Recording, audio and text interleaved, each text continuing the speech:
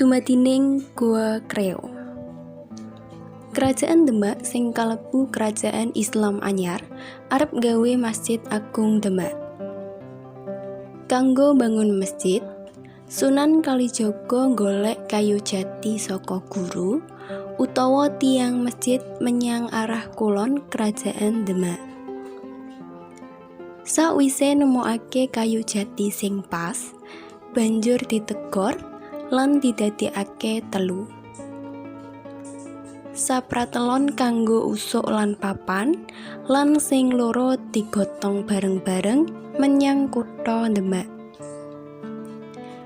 Amarga kliwat abot, mula kayu mau arep digalekake supaya luwih gampang. Perkara iku lumaku kanthi lancar nganti kayu mau nyangkut ing watu gedhe. Macem-macem upaya wis diupadekne kanggo nginterake kayu mau. Nanging usaha apa wae ora ana hasile. Kayu iku tetep isih nyangkut lan ora obah blas.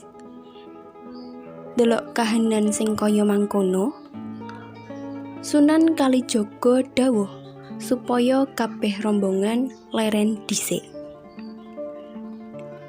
Sunan Kalijaga banjur semedi ing sajroning guwa kanggo njaluk pitutuh lan dalan saka Sing Maha Kuwasa.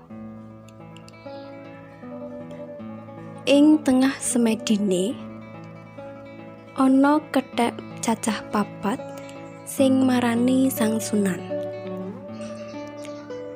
Kethek mau duwe werna sing beda-beda, yaiku abang, putih, ireng, lan kuning. Kethek papat mau ngomong yen saguh ngewangi Sunan Kalijaga kanggo nginterake maneh kayu sing nyangkut ana ing watu gedhe. Sunan Kalijaga banjur menehi izin. Tenagane kethek papat mau jebul gedhe banget, saengga kayu mau bisa kintir maneh. Kethek papat mau jebul tinggal ing salah siji guwa sing ora adoh saka papan panggonan kanggo ngaso para rombongane Sunan Kalijaga. Mula-mula kethek papat mau arep melu rombongan menyang Demak. Nanging ora diolehake dening Sunan Kalijaga. Sunan Kalijaga banjur njaluk supaya kethek-kethek mau bisa njaga guwa wae.